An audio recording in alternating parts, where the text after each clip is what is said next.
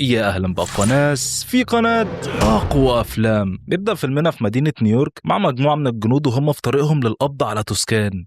ما أكيد مش ده القحة يعني، ده عالم في الجينات يعني، وراجل شرير جدا، واللي كان شغال في معهد تكنو للأبحاث العلمية، ولكنه سرق أبحاث يقدر ثمنها ب 30 مليون دولار أمريكي، حاجة كده يعني أزيد من 50,000 جنيه مصري. كل ده بقى ليه؟ علشان عايز يعمل طفرة جينية. مش عارف والله، يعني هي كاتبالي في السكريبت كده بصراحة، يعني الراجل عايز يعمل طفرة جينية عشان ليه لا يعني. المهم ان هم بيقدروا يحددوا مكانه، بيكون مستخبي في معمل صغير جوه مبنى مهجور، وبيكونوا واخدين معاهم اسلحه كتير مضاده بقى للطفرات الجينيه والكلام ده، لانهم ما يعرفوش توسكان عايز يستخدم الابحاث العلميه اللي سرقها دي في ايه، وبيكونوا عايزين يعني يكونوا مستعدين من اي مخلوقات متحوره جينيا بقى تقابلهم والكلام ده. تعديل بسيط يا رجاله، يعني الجزء اللي فات اللي انا سجلته ده اسم العالم فيه طلع اسمه مختلف غير اللي انا قلته، ما طلعش توسكان، لا طلع اسمه الدكتور ستوكمان.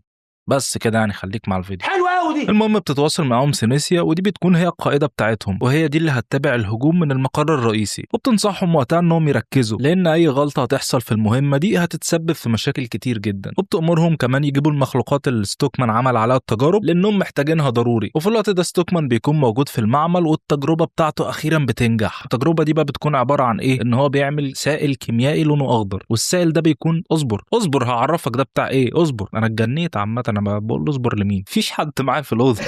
الله يحفظك، الله يحفظكم يا رب. او ممكن فيه، مش عارف.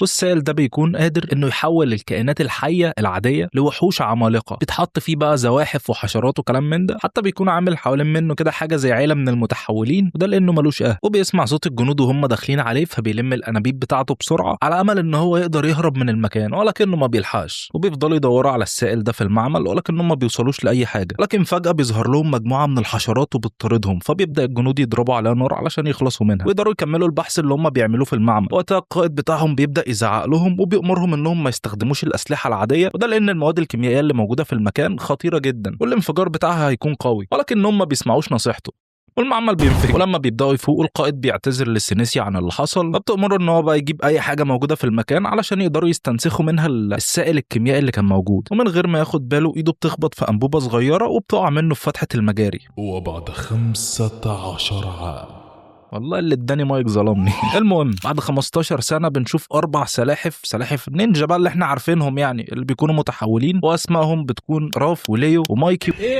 وداني، وهم بيستعدوا علشان يدخلوا السوبر ماركت اللي قصادهم ده علشان يعني يسرقوا شويه حاجات ياكلوها. وبيوزعوا المهام بتاعتهم عليهم هم الاربعه، وبيفكروا بعض انهم لازم يتخفوا ويمشوا وسط الناس من غير ما حد يعرف انهم متحولين، وده لان المعلم سبلينتر فهمهم ان البشر اشرار جدا وبيكرهوا اي حد مختلف عنهم، ولو شافوهم في الشارع هيخلصوا عليهم. وبينزلوا هم الثلاثه بالحبال وبيسرقوا كل حاجه هم محتاجينها من السوبر ماركت للكيدز، وبيرموها لاخوهم الرابع اللي بيكون مستنيهم فوق. ومحدش من اللي موجودين في السوبر ماركت بيلاحظ وجودهم، يعني لان هم بيتحركوا بسرعه. واثناء ما هم راجعين بيشوفوا الاعلام بقى بيتكلم، بص هو في قضيه راي عام حاصله ان في عمليه سرقه خطيره حصلت لمحول صناعي، وده اتسرق من العربيه اللي كانت بتنقله، وبيطالبوا المواطنين بحظر التجول في فتره معينه كده، لان هم خايفين من عمليات السرقه المتكرره اللي عماله تحصل الفتره الاخيره. والشرطه وقتها بتكون مش قادره توصل للعقل المدبر بتاعهم، واللي بيكون اسمه سوبر فلاي، وبيكون بقى هو ده ايه، هو ده صاحب كل عمليات السرقه اللي حصلت الفتره اللي فاتت. وبنعرف وقتها ان السلاحف بيخرجوا مره كل اسبوع يجيبوا الاكل اللي يكفيهم المده دي، وبعدها يرجعوا تاني ايه، يجيبوا كميه اكل تاني. وده طبعا لان المعلم سبلينتر خايف انهم يخرجوا ويتعاملوا مع البشر، فبيطلعهم هي مره في الاسبوع، والحاجات اساسيه اللي هو بس تروح تجيب الاكل وترجع. وفي كل مره بقى هم بيحبوا يستغلوا انهم في العالم الخارجي، ويحضروا لهم فيلم بقى، يتمشوا شويه، يزوروا اماكن، كلام من ده يعني. المهم ان هم في الوقت ده بيعرفوا ان في فيلم شغال في السينما دلوقتي، فبينتهزوا الفرصه بقى ويروحوا يقعدوا فوق المبنى المقابل للسينما اللي قدامها، يعني بيبداوا يسمعوا الفيلم. يعني تقريبا ميزه انهم يتفرجوا على الفيلم كانت لسه مش موجوده. وقتها بيتمنوا انهم يبقوا شبه البشر علشان بقى يحققوا احلامهم وينضموا للمدرسه الثانويه، بيبقى عندهم صحاب وناس تحبهم او ناس تكرههم، يعني عم اي حاجه. وبيروحوا للبيت وهم زعلانين جدا، مش لحاجه واحده، لا لحاجتين. اولا ان هم مش قادرين يختلطوا مع البشر، الحاجه الثانيه بقى ان هم كده كده اصلا اتاخروا، ففي سين وجيم بقى يحصل بينهم وبين المعلم سبلينتر، وبيحاولوا يتسحبوا بالراحه على اساس ان هو نايم وكده، ولكنه بيفتح النور فجاه وبيسالهم عن سبب تاخيرهم كل ده بره، فبيكذبوا عليه، ولكن كل واحد بيقول حاجه غير التاني. ولكن في الاخر ليو بيعترف بالحقيقه، وبيقول له انهم كانوا بيتفرجوا على فيلم مع البشر، وبمجرد ما بيعرف بيتنرفز عليهم، وبيحكي لهم عن قصته انه من 15 سنه كان فار وعنده 20 سنه، ومحدش من الفئران التانيه كان بيحبه، وكان وحيد وملوش صحاب، ده طبعا غير الكلاب اللي بتكرهه، وكل ما يشوفوه في حته يطلعوا يجروا وراه. فكان بيدخل يستخبى جوه البيوت على امل انه يرتاح من العيشه الهباب اللي هو فيها دي، ويعيش في امان شويه شويه وسط البشر، فبيعرف وقتها ان هم كمان بيكرهوه لو كمان حاولوا يخلصوا عليه اكتر من مره. ومع الوقت بيتعرف على الصرصار ده واللي بيكون اسمه كيفن، وبيحس ان الدنيا بدات تضحك له وان اخيرا في حد بقى متقبله وبيحبه عادي ويقدر يصاحبه كده.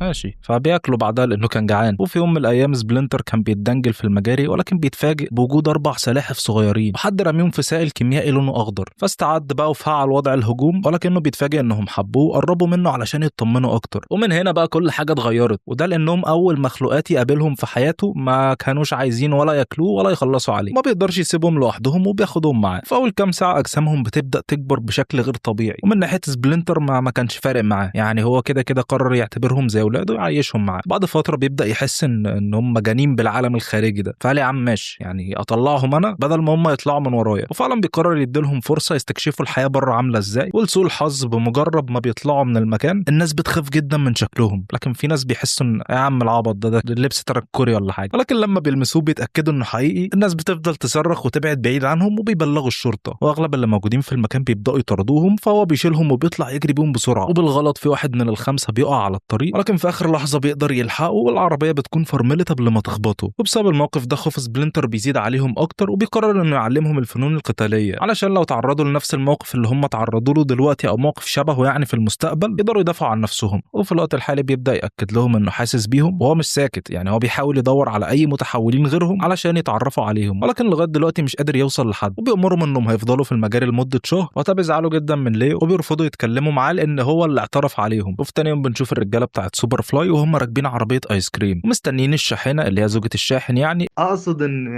الشاحنه دي زوجة الشاحن بقى. زوجة الشاحن عشان هي شاحنه يعني.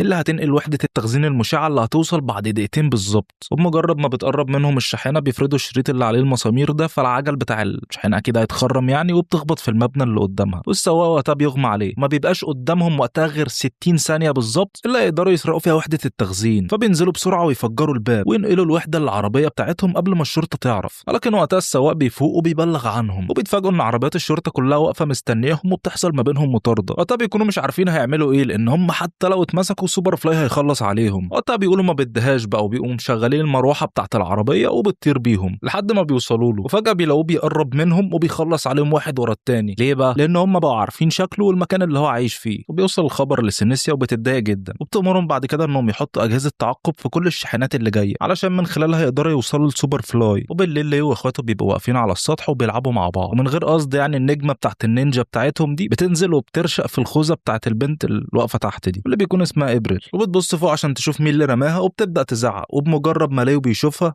ده انت شكلك نسيت نفسك بقى، تزحلفها يلا وعايش في المجاري يلا مع فار اسمه سبلنتر. وبتتخانق معاهم وبتطلب منهم انهم يظهروا نفسهم، ما بتكونش واخده بالها من الحرامي اللي ورا منها اللي كان بيسرق السكوتر بتاعها وبيهرب. وبيحاولوا يشاوروا لها او ينبهوها عن اللي بيحصل، لكن هي مش بتلاحظ غير متاخر يعني. وبيقرر ليو الحنين ده ان هو يساعدها. وقتها بيطلب منه مايك انه يفكر في القرار ده تاني علشان ما يدخلوش نفسهم في مشاكل هم مش قدها. وما بيلحقش يخلص كلامه وبيكون هو اصلا اتحرك من قدامهم وطلع يجري، فبيضطروا ان هم يروحوا وراه. وبيوصلوا للمستودع اللي دخل الحرامي، وفي البدايه بيكونوا مش عارفين هيعملوا ايه، فبيقفوا صف واحد كده ورا بعض، وبيجي رافي يقوم مطلع السيف بتاعه فبيتزفلط وبيقع على الارض. تتفتح طفايه الحريق بالغلط والسيف ده بيدخل في رجل مايكي، وبيفضل يصوت وبيقعوا كلهم فوق بعض. بيقولوا يمكن يصعبوا على الحراميه ويسيبوهم يمشوا من غير ما يأذوهم بعد ما شافوا الهبل اللي عملوه ده. ولكن ده ما بيحصلش، وبيجروا كلهم ناحيتهم، ولكن بيكتشفوا ان هم فعلا قدروا يضربوهم عادي. وبيتحمسوا الاربعه جدا وبيبداوا يستعملوا مهارات القتال اللي علمها لهم المعلم سبلنتر زمان، وبينتصروا عليهم كلهم وبيطفوا الحريق اللي حصل في المكان. واحد من الحراميه بيركب العربيه علشان يخبطهم بيها، ولكن بينط مايكي على العربيه بسرعه وبيخليه يخبط في الحيط، وبيلسعوا بالعصايه على دماغه وبيتسبب في ان العربيه بتلف كتير حوالين نفسها وما بتقفش. وقتها بيتدخل رف وبيطلع بسرعه على العربيه متعلقه في السقف، ومنها بينط على عربيه الحرامي ويدوس على الفرامل. وبيبقوا منبهرين جدا باللي هم عملوه انهم قدروا يخلصوا على كل دول لوحدهم. وفجاه بيسمعوا صوت ابريل فبيستخبوا بسرعه، ولكنها بتتفاجئ باللي حصل في المستودع، وبتفهم ان اللي حصل ده كله عشان السكوتر بتاعها ده، لان دي الحاجه الوحيده اللي لسه سليمه لغايه دلوقتي. وبتطلب منهم يخرجوا لانها سامحتهم خلاص على اللي هم عملوه. هم بيتوتروا في البدايه بس، ولكن بيضطروا يظهروا نفسهم، انها بصراحه بدات تشك فيهم يعني، ولما بتشوفهم بتخمن ان هم محاربين الجريمه في نيويورك، ومثلا لابسين زي سلاحف ولا حاجه. لكن لما بتقرب منهم وبتلمس وشهم وبتتاكد ان ده جلدهم الحقيقي مش لبس تنكري ولا حاجه، بتخاف منهم جدا وبتبعد عنهم بسرعه. ولكن هم وقتها بيعرضوا عليها صفقه، وهو انهم هيحكوا لها قصتهم. فاضيين احنا بقى نسمعوا قصه حياتكم كلها. مقابل ايه بقى؟ مقابل انها تديهم بيتزايه. الى اليوم الاكل ابويا البتيزيا. فبتوافق ماشي. بيبداوا يحكوا لها وهي بتسجل كل حاجه هم بيقولوها، وده لانها بتكون عايزه تبقى صحفيه مشهوره، وبتقول لهم انها بتحقق في قصه سوبر فلاي وسلسله الجرائم الغريبه اللي هو عملها. بتطلب منهم انهم يساعدوها، فبيرفضوا. ده ليه بقى؟ ده لان في اعتقادهم ان البشر هيقتلوهم يا سيدي، ولو تكرموا وما عملوش كده فهم اكيد هيتاذوا زي ما كان المعلم سبلنتر بيقول لهم. ولكنها بتفكرهم انها ما خافتش منهم وانها اتعاملت معاهم عادي يعني، وده طبعا لانهم ساعدوها ترجع السكوتر بتاعها.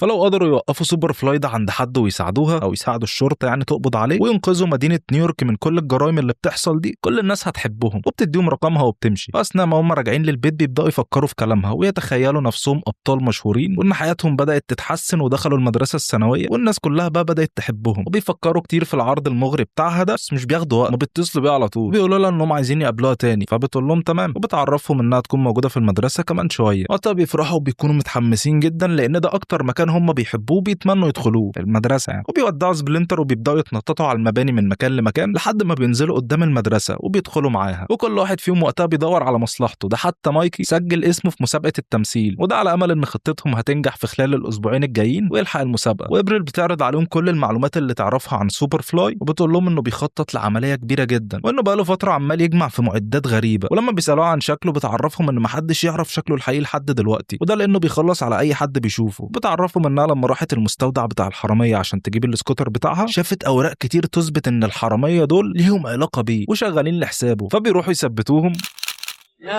لحد ما بيوصلوا لسواق اسمه بارني، وبيعرفهم ان رجالته هم اللي سرقوا وحده التخزين المشعه. ولما وصلوها للمكان اللي اتفقوا عليه سوبر فلاي قتلهم. وقتها اتصل عليه وامره يسرق جهاز اسمه الدامج، وبيعترف ان رجالته سرقوا الدامج ده النهارده، والمفروض ان السوبر فلاي هيستلموا كمان ساعه بالظبط عند كوبري بروكلين. وبيكونوا فرحانين جدا انهم عرفوا المعلومات دي كلها، وبتجيلهم رساله من سبلنتر ان في حكايه دايره دلوقتي ولازم يرجعوا البيت في اسرع وقت. وقتها بتروح ابريل معاهم وبتستناهم بره، ولما بيدخلوا البيت بسرعه بيتفاجئوا ان هو عامل لهم مفاجاه ومجهز لهم بيتزا، وبيفهمهم انه انا مهنج قوي، لا ايه لا النضاره دي يمكن اشوف من غيرها. وبيفهمهم انه عارف هم قد ايه زهقانين من حياتهم، ولكن هو جاب لهم الحل. بيجيب لهم مجسمات على اشكال بني ادمين، وده علشان يبداوا يحسوا ان عندهم حياه. فبيشكروه جدا على اللي هو عمله معاهم ده، وبيعتذروا له لان هم مضطرين يخرجوا. ولما بيسالهم عن السبب بيكذبوا عليه وبيقولوا له ان هم نازلين يجيبوا شويه حاجات من السوبر ماركت وراجعين بسرعه. وبينزلوا بسرعه وبيركبوا العربيه، وداني هو اللي بيسوق، وابريل بتكون واقفه من بعيد ومعاها الكاميرا بتاعتها علشان تسجل كل حاجه هتحصل صوت وصوره وكتابة على السبورة. بعد شويه بيوصل سوبر فلاي والرجاله بتوعه، وبيكون معاهم عربيتين وسكوتر ومكنه صيني. وقتها بيفرح سلاحف النينجا، خلاص خدوا اللقب يعني، هم كانوا الاول سلاحف بس دلوقتي بقوا سلاحف النينجا. المهم ان هم بيفرحوا جدا لانهم بيكونوا متوقعين انهم اول ما هيشوفوهم هيخافوا ويهربوا منهم. وبينزل سوبر فلاي بالعصابه بتاعته، بيظهر ان هم ايه بقى مجموعه من الحشرات والحيوانات المتحوله. اظن كان باين يعني من اسم سوبر فلاي ده، بس احنا ما كناش مركزين. وبيطير سوبر فلاي لحد عربيتهم، وبيستغرب ان بارني بعت له البضاعه مع شويه سلاحف. فبينزلوا من العربيه وقتها بيكلموهم بكل صراحه، وبيقولوا له ان هدفهم الحقيقي هو انهم يخلصوا عليه. ولكن هو بيكون مصدوم، وكل اللي معاه بيكونوا مصدومين ان في متحولين تانيين غيرهم. ده حتى سوبر فلاي كمان بيبقى فرحان جدا وبيسالهم يعني هو انت كنت جوه سائل كيميائي لونه اخضر من حوالي 15 سنه كده ولا حاجه؟ ولما بيعرفوا ان كلهم من اصل واحد بيفرحوا جدا وبيعتبروا نفسهم يعني ولاد عم. وبيبدا وقتها سوبر فلاي يعرفهم على باقي اعضاء العصابه، وبعد شويه مش كتير يعني اخيرا بيفتكروا السبب اللي هم جايين علشانه اصلا. وقتها بيسالوه بيقولوا صحيح ايه موضوع السلاح اللي انت بتصنعه ده؟ وقتها بيقول لهم انه بيصنع مدمر اسلحه. اذا كان كده ماشي. وبيروحوا كلهم للنادي بتاعهم، وبيفضلوا بقى يضحكوا ويلعبوا وبتاع. وبتتواصل ابريل معاهم من خلال السماعات، وبتطلب منهم يتكلموا معاه ويعرفوا المخطط بالكامل اللي هو عايز يعمله ده عباره عن ايه. السوبر فلاي بيبدا يحكي لهم حكايته من اولها، وهو ان ابوه ستوكمان كان عايش طول عمره وحيد، فبيقرر وقتها انه يعمل التجارب بتاعته عليهم وهو بالمره يكون عنده عيله، وفعلا نجح في كده. وبيقول لهم ان هو كان اول تجربه نجح فيها، فاعتبروا ستوكمان ابنه الكبير وحبه جدا، لحد ما المعهد اللي هو شغال فيه بلغ عنه الشرطه، وجم بقى وقبضوا عليه، وحصلت الحكايه اللي احنا شفناها في اول الفيلم. وبما انه تعين انه يبقى الاخ الاكبر، فتولى مهمه انقاذ انقاذ باقي الحيوانات اخواته، وبيخلي باله منهم وبيعيشوا عمرهم كله وهم مقتنعين ان البشر هم اللي حرموهم من ابوهم، ولكن بيكونوا متفهمين ان فيهم برضه شويه ناس كويسين، وبيقولوا لهم ان في مره جربنا نطلعوا للعالم الخارجي ونشوفوا رد فعل الناس علينا، وساعتها كان اي حد بيقابلهم كان بيخاف منهم وبيهرب بعيد ما عدا شخص واحد بس. مفكرني اقول لك حبهم، لا ده الشخص الوحيد اللي طلع يجري وراهم علشان كان عايز يخلص عليهم، ولكن هو طبعا ما عرفش يعمل لهم حاجه وهم اللي خلصوا عليه. من وقتها هم عايزين ينتقموا من كل البشر اللي ما تقبلوش وجودهم وسطهم، وبيقول لهم انه قرر انه يسحب عينه من دمه ويبدا يضاعفها وينشرها في الهواء عن طريق الجهاز اللي هو هيصنعه. وفي الوقت ده بيحكي الخطه بتاعته بقى بالكامل، وبيقول لهم عن طريق الجهاز اللي هو هيصنعه ده كل المخلوقات اللي هتبقى موجوده على الكوكب هتبقى شبههم بالظبط، وقتها العالم كله هيبقى متحولين ما عدا البشر، ويستخدموهم بقى يعني كوقود بقى ولا وسائل ترفيه اي حاجه، وده زي ما هم بيتعاملوا دلوقتي مع الحيوانات بالظبط. فبتتصدم ابريل جدا من الكلام اللي هي سامعاه، بتطلب منهم انهم يتصرفوا حالا ويحاولوا يوقفوه عن اللي هو ناوي يعمله. تستغلهم بقى، الاستغلال هيطلع اهو. وبتستغلهم بايه؟ بتستغلهم انها تنشر الفيديو اللي هي صورته ليهم وهم بيسلموه الدامج، وبكده هم كمان بقوا مشتركين بشكل اساسي في الجريمه، وقتها ما بيكونش عندهم اي حل تاني غير ان هم يعترضوا على الخطه بتاعته، ولكن سوبر فلاي بيقف وبيخوفهم، فبيضطروا انهم يمثلوا انهم موافقين وان الحركتين اللي اتعملوا دول كانوا مجرد هزار، وبيفكروا في حل ما يخلوهوش يشك فيهم، فبيقترحوا عليه انهم يسرقوا شاحنه. فوقتها بيوافق تمام بشرط ان يبقى في متحول من العصابه بتاعته هو اللي بيسوق، وهم وباقي العصابه يبقوا موجودين معاه بس. وفي الطريق بيسالوا السواق عن المكان اللي هم رايحينه علشان ابريل تسمعهم، وبنعرف ان المكان اسمه مقبره السفن وده موجود في الجزيره، وبيبداوا يفكروا في طريقه يعطلوا بيها الخطه. وقتها بيلاحظوا ان مفيش ازاز قدامهم اللي هو ازاز العربيه ده، فلو داسوا فرامل مره واحده ممكن يطيروا من العربيه خالص، وبيشغلوا لهم الاغنيه اللي هم بيحبوها علشان المتحولين يندمجوا معاها وما يحسوش باللي بيحصل لهم، وفعلا بيقدروا يدوسوا فرامل بالخشبه اللي معاهم دي، وبتتقلب بيهم العربيه وبيقع منها كل المتحولين. ده طبعا لانهم كانوا راكبين قدام ما عدا سلاحف النينجا اللي كانوا كلهم راكبين ورا، وبسرعه جدا بيلفوا بالعربيه وبيمشوا من الطريق التاني، وطبعا طول السكه بيفضلوا يخبطوا فيهم وبيقرب منهم خفاش متحول من الناس اللي كانت معاهم، وبيعرفهم ان السوبر فلاي عرف كل اللي هم عملوه وخلاص يعني زمانه على وصول. وفي نفس الوقت السوبر فلاي بيهجم على العربيه فعلا وبيكسر عجله القياده وبيضربهم هم الاربعه وبياخد الدمج منهم وبيطير، فبيمسكوا في رجله لغايه ما بيقربوا من الكوبري وبيقعوا هم الاربعه على الارض وهو بيهرب. وقتها بتيجي عربيات الشرطه وبتقبض عليهم، بيشوفوا ابريل واقفه هناك بالسكوتر بتاعها اللي هم جابوه لها، بيطلبوا منها اي مساعده ولكنها بتسيبهم يتضربوا لحد ما بيغمى عليهم خالص وبتمشي هي بقى. ولما بيفوقوا بعدها بيلاقوا نفسهم متعلقين كده ومتوصلين باجهزه متوصله بالكهرباء. وقتها بتدخل عليهم سينيسيا وبترحب بيهم كلهم وبتقول لهم انها كانت بتدور عليهم بقالها سنين، ولما بيفكروا يتكلموا معاها بتتك على الريموت بتكهربهم كلهم، وبتعرفهم انها جايباهم هنا لا مش عشان سواد عينيهم، لا علشان تستخلص من جسمهم الماده الكيميائيه اللي توسكان عملها، وده اللي كان عايز يستخدمها في تكوين جيش كامل من الجنود الخارقين. في الوقت ده سوبر فلاي بيجهز علشان ينفذ خطته، وبيطلب من باقي العصابه يقيموا الاحتفالات بقى، وده لانهم النهارده هيخلصوا على كل بشري على وجه الارض. وفي الوقت ده ابريل بتروح للمعلم سبلنتر تبلغه ان هي صاحبه السلاحف، وبتعرفه ان هي جايه علشان تبلغه انهم وقعوا في مشكله كبيره ومحتاجين مساعده. وبتستمر سنيسيا في استخلاص الماده الكيميائيه من اجسامهم، وبتكون محتاجه كميه كبيره جدا، وعلشان توصل لها فهي بتكون محتاجه تسحب دمهم كله تصفيهم خالص. وبيفضل السلاحف الاربعه يصرخوا من الالم، وما بيكونوش مستوعبين ازاي ابريل تخلت عنهم بالسهوله دي، وبيخمنوا انها كانت بتستغلهم علشان تصور فيديو تكتب قصه علشان تبقى صحفيه مشهوره يعني. ولكن في الوقت ده سنيسيا بتكتشف ان هم بداوا يتعرضوا للاختراق، وفي حد دخل المعمل واجهزه الاستخلاص اتوقفت مره واحده. وقتها بيستعد الجنود للدفاع عن المعمل، والابواب بتتفتح مره واحده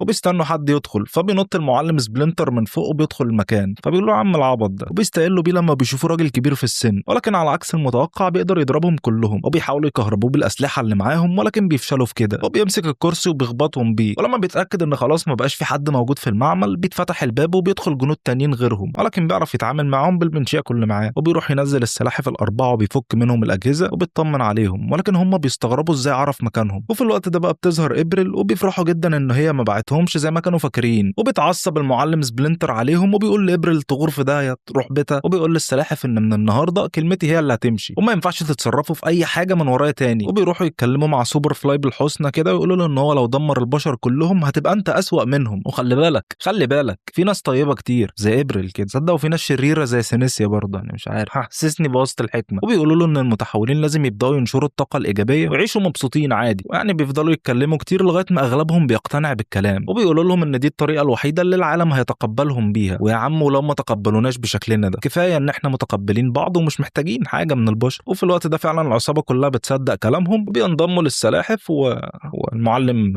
اوجوي والمعلم شيفو، وبيطلبوا من سوبر فلاي يوقف الخطه خلاص ويحاول يراجع نفسه في قراراته، ويعرفوا ان هم كلهم خلاص يعني مقتنعين بكلام السلاحف. وبيزودوا كمان وبيقولوا ان السلاحف دي من ساعه ما ظهرت في حياتهم بداوا يتاكدوا ان هم كانوا غلط ومش هم اللي هيقدروا يعملوا كده في الناس. ولكن سوبر فلاي بيتعصب جدا عليهم وبيقول لهم ايه ده، بيقول لهم انتوا اعدائي واخلص عليكم زي البشر بالظبط، خلاص ما بقتش فارقه، انا ما بقتش فارقه معايا، ده بقى لو فكرتوا تمنعوني عن تنفيذ الخطه. وفي الوقت ده بتدور معركه شرسه بينه وبين باقي افراد العصابه، وبيقدر ينتصر عليهم كلهم، ولكن في نفس الوقت اللي اتهزموا بيستغلوا انه لسه بيضرب في الباقيين وبيجروا ناحيه الآلة بسرعه ويحاولوا يوقفوها، فبيقرب سوبر فلاي منهم وبيبعدهم عنها بسرعه. وفي الوقت ده كلهم بيتجمعوا حواليه، حتى المعلم سبلنتر بيكون معاهم، ومن غير ما يقصدوا طبعا الآلة اللي فيها الماده الكيميائيه بتقع في البحر وسوبر فلاي بيقع وراها، وخلاص بقى يعني بيقفوا كلهم من فوق يتابعوا اللي بيحصل تحت، وده لان الماده انتشرت في الميه، وده معناه ان كل الكائنات الحيه خلاص هتتحول. ولكن مش بيعدي وقت كتير الا وبيحسوا بهزه جامده في الارض، ولما بيجروا من الناحيه التانيه علشان يشوفوا ايه اللي بيحصل، ولكنهم بيتصدموا لما بيشوفوا ان في حوت بقى عملاق جدا وتحول وخرج من الشاطئ وبدا يجري ورا الناس بقى، واكيد بيكون سوبر فلاي هو اللي بيتحكم فيه، وبيوجه شكره للسلاحف واللي عملوه معاه، وبيطير بعدها للمدينه. وبيتكلم سبلنتر مع السلاحف وبيقول لهم انه مش عايز حاجه من الدنيا خالص غير انهم يكونوا مبسوطين، بالرغم ان هو اصلا كان في صف سوبر فلاي في البدايه، ولكنه دلوقتي بقى محتاج يشوفهم فرحانين وعايشين حياتهم عادي، او عايشين حياتهم اللي بيتمنوا اي حياه وخلاص على الاقل يبقوا عايشين. وبيسمح لهم يطردوه، وبيخلوا ابريل بالمره تصور لهم الفيديو اللي كانوا عايزين يعملوه في البدايه ده، وده طبعا علشان يغيروا نظره البشر ليهم. وفي الوقت ده بتتصل بيهم ابريل، تحس انها كانت مستنيه المعلم سبلنتر يخلص كلامه علشان بقى هي تتكلم في